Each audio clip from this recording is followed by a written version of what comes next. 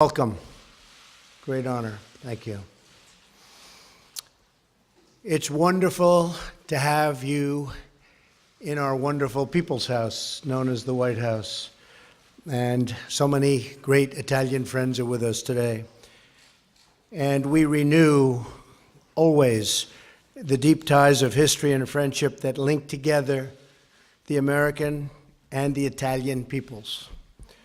That history traces its roots to the timeless contributions of Italy to civilization and human progress, so true.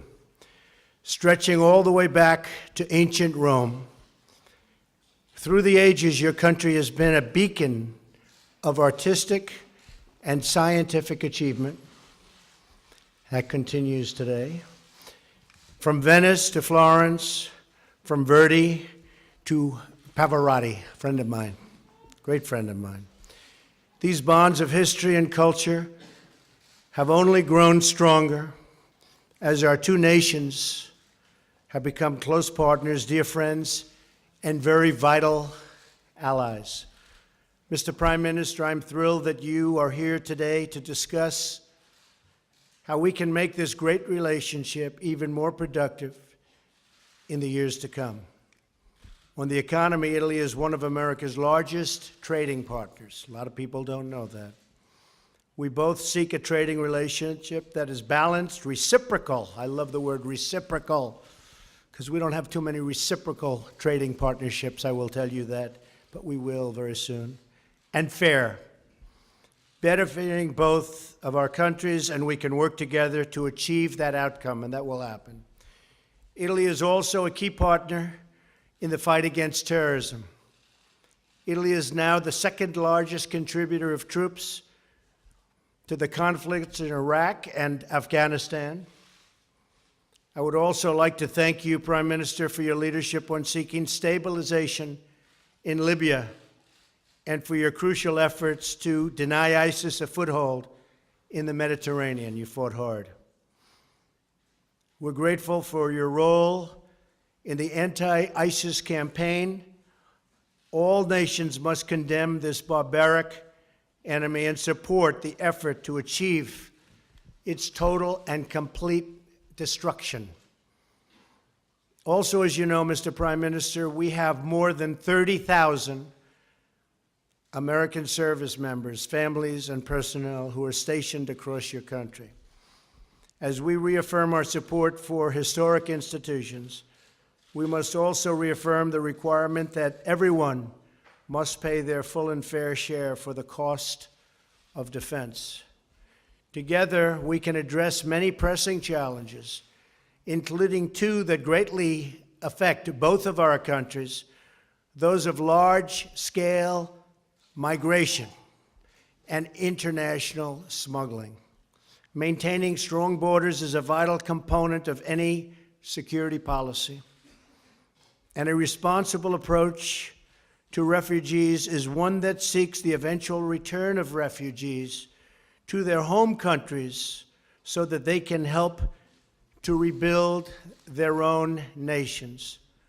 Finally, I want to say how much I look forward to visiting Sicily for the G7 as we seek to foster cooperation, not only in matters of security, but also science, commerce, health, and technology. Our two countries have shared interests and shared values, and we can each make great contributions to the other. Mr. Prime Minister, I again want to thank you for being with us and being our true friend. Italy is a spectacular place. I know it well. I love the people of Italy. We have 18 million Italians living in the United States, people originally from Italy, and it's a great honor to have many of them as my friends. Thank you for being here. Thank you, Mr. President. Thank you for hosting us here. I'm honored to be here at the White House today. And I'll now switch to Italian.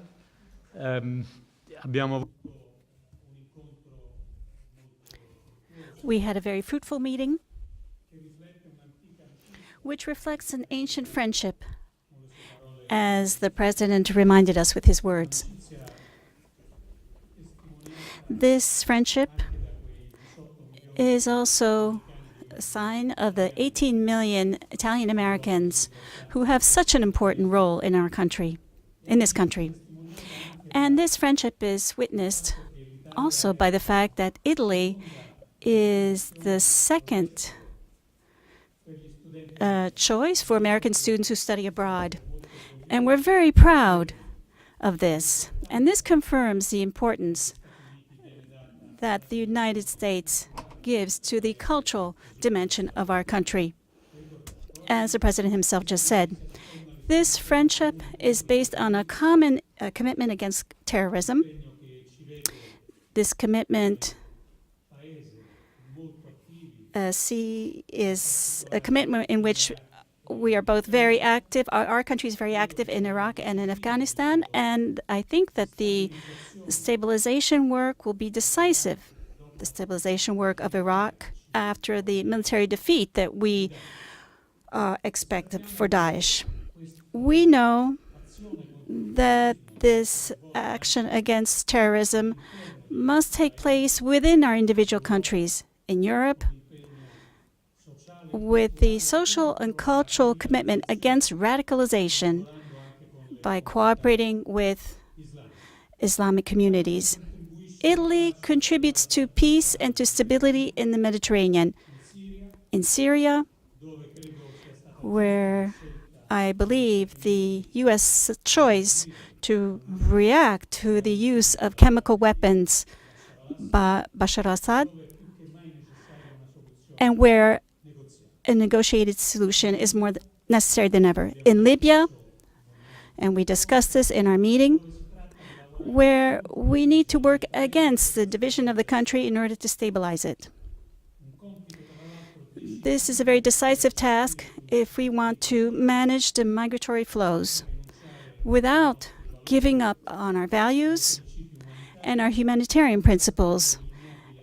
And we need to contrast the horrible traffic of people and clandestine refugees. Italy is convinced of its strategic commitment in favor of the transatlantic relationship.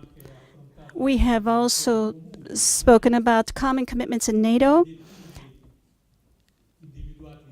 and the goals that were identified in 2014 and the commitments on military expenses and the contribution that each country must make towards collective security.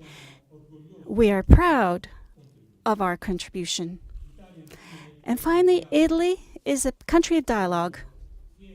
We are proud because we succeeded in keeping open the doors in difficult crises.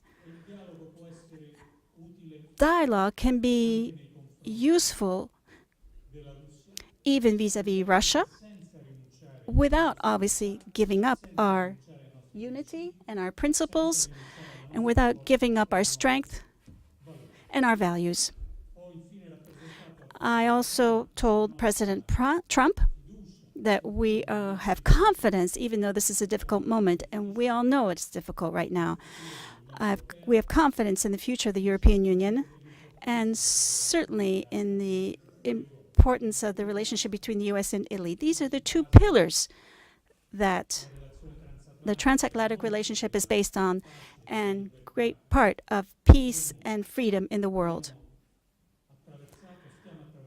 We are going through a difficult time, but I have confidence that the European Union will continue to be a positive response to this. And finally, we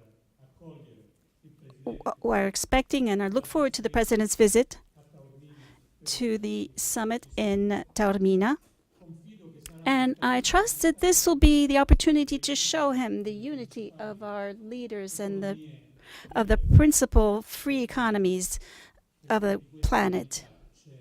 Because right now, we really do need this unity. Once again, thank you, Mr. President. Thank you very much, sir. Thank you. Appreciate it. Take a few questions. John Roberts of Fox, please. Mr. President, thanks so much. I hope you'll forgive me for asking you a three-part question. It's been a while.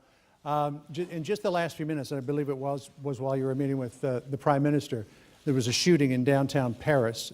see It's that. being described as a potential terrorist attack. I wonder if you have something on that. And further to that, two of the big trouble spots that you're dealing with right now, North Korea and Iran. Do you believe that the leader of North Korea, Kim Jong-un, is mentally unstable? Is that one of the reasons why you're so concerned about these latest developments? Is he a man who can be reasoned with? And on Iran, do you have reason to suspect that they are cheating on the JCPOA?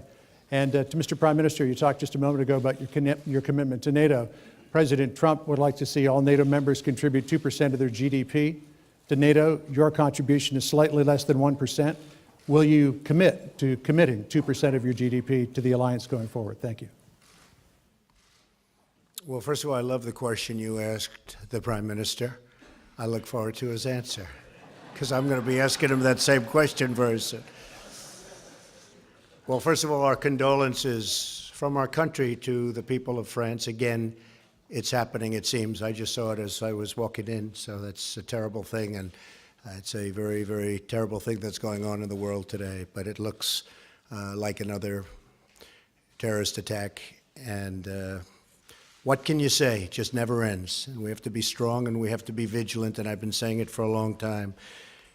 As far as North Korea is concerned, we are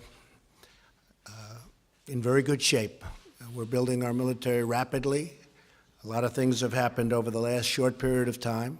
I've been here for approximately 91 days. We're doing a lot of work. We're in very good position. We're going to see what happens. I can't answer your question on stability. I hope the answer is a positive one, not a negative one. But hopefully that will be something that gets taken care of. I have great respect for the president of China. As you know, we had a great summit in Florida and Palm Beach and got to know each other, and I think like each other. I can say from my standpoint, I liked him very much. I respect him very much, and I think he's working very hard. I can say that all of the pundits out there are saying they never have seen China work like they're working right now. Many coal ships have sent back. Many other things have happened. Some very unusual moves have been made over the last 2 or 3 hours. And I really have confidence that the president will try very hard. We don't know whether or not they're able to do that, but I have absolute confidence that he will be trying very, very hard.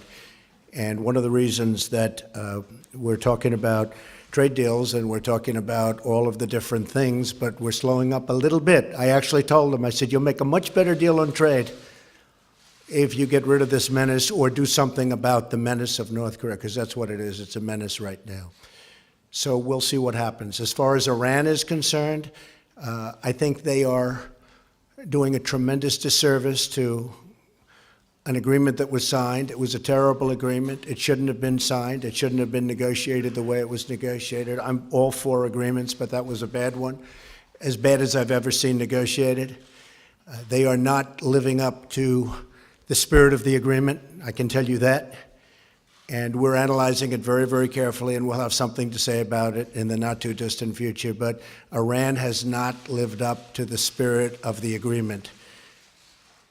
And they have to do that. They have to do that. So we will see what happens. Thank you very much, John. Thank you, Mr. President. Prima di tutto, First of all,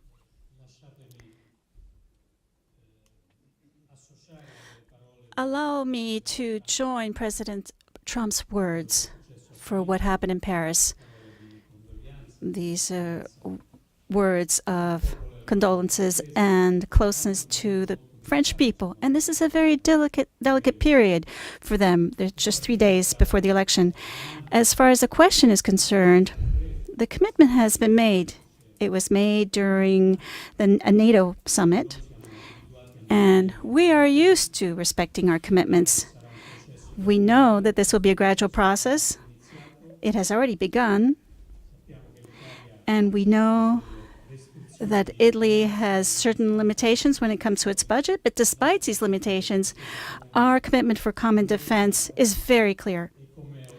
And as I said earlier, I'm very proud not only of the progress made in our financial commitment, but also proud of the contribution that we give to the security of the alliance in so many areas of the world. We talked about Iraq and Afghanistan, but we could also talk about the Baltic Sea or the Balkans. And in all of these areas, you will see the presence of Italian forces within the alliance, and we are proud of that.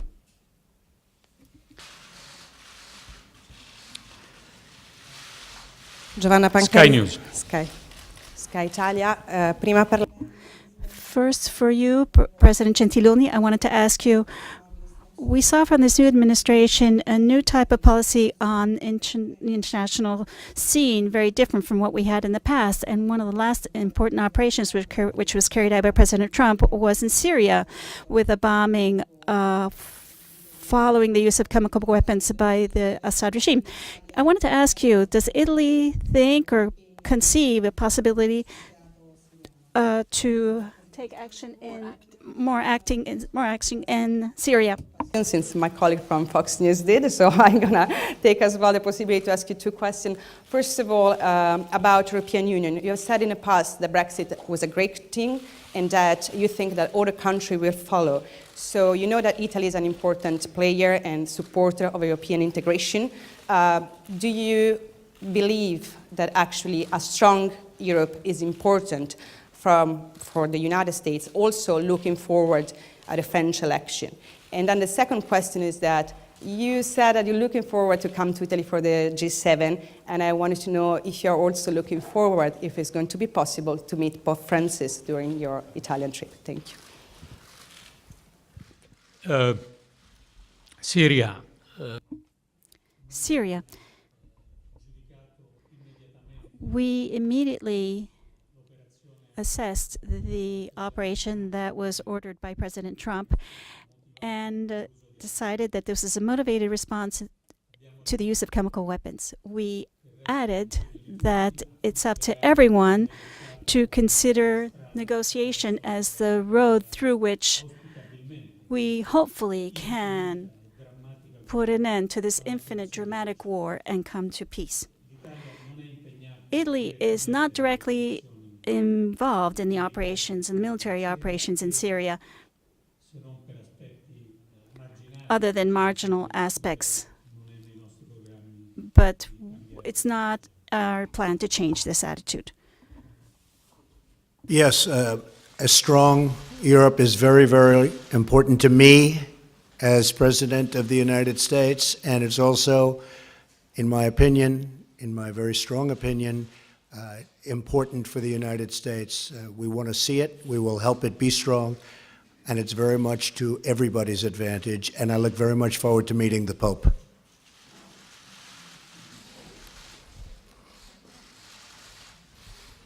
Fabian of the Hill. Fabian? Yes. Thank you, Mr. President. Some people on Capitol Hill believe you can get one of two things next week, a vote on health care or a vote on a government funding bill. So my question is, which one is more important to you to have, a vote on health care or a vote on a bill to keep the government open? And Mr. Prime Minister, I want to get your thoughts on a referendum in Turkey that occurred last week. You spoke about democratic values in the European continent, so are you concerned with the results of the Turkish referendum, and is that something that you discussed with President Trump? Okay, I want to get both. Are you shocked to hear that? And we're doing very well on health care. We'll see what happens. But this is a great bill, there's a great plan, and this will be great health care. It's evolving. You know, there was never a give up. The press sort of reported there was like a give up. There's no give up. We started. Remember, it took Obamacare 17 months. I've really been negotiating this for 2 months, maybe even less than that, because we had a 30-day period where we did lots of other things the first 30 days. But this has really been 2 months. And this is a continuation. And the plan gets better and better and better. And it's gotten really, really good. And a lot of people are liking it a lot. We have a good chance of getting it soon. I'd like to say next week, but it will be, I believe we will get it. And whether it's next week or shortly thereafter. As far as keeping the government open, I think we want to keep the government open. Don't you agree? So, yeah, I think we'll get both. Thank you. Uh, The Turkish referendum is a fact that we must take note of. Leaving aside any debates that can take place about how the vote took place, but I believe that the European leadership have taken note of the vote. The consequences will depend a great deal on how the Turkish government and President Erdogan especially will take into account almost half of the population's expression of a different opinion. Will there be an inclusive approach, or will there be a confrontation in this part of Turkey? This will be very important. For us in the European Union, the other thing that's going to be very important is the respect of the certain fundamental principles. We are members of the Atlantic Alliance, Italy and Turkey, and Italy contributes to Turkey's defense with its own military assets. We believe that among our countries there should be a cooperation. And hopefully, and we trust, that this cooperation will have among its consequences the solution of the case concerning the journalist blogger who's been detained over the last few days in Turkey.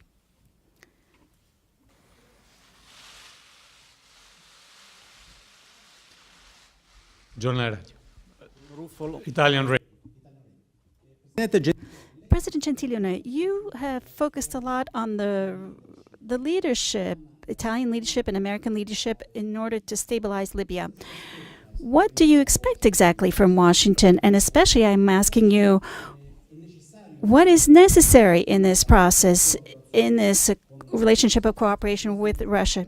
President Trump, do you see a role for your administration in helping stabilizing Libya? And do you agree that stabilizing Libya means combating terrorism and ISIS? Mael,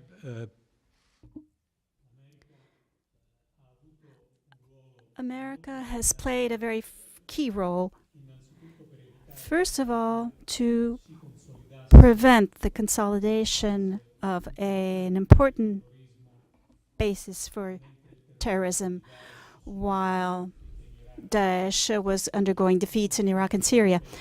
There were operations that were sustained by the U.S. against Daesh in the city of Sirte, which were successful. Now the commitment must be political, and therefore in the cooperation between the U.S. and Italy and other key partners in the region, the goal is to broaden the basis of a consensus for the Tripoli government, which is recognized by the international community, but which must be able to count on a broader consensus. I believe that one clear goal should be this.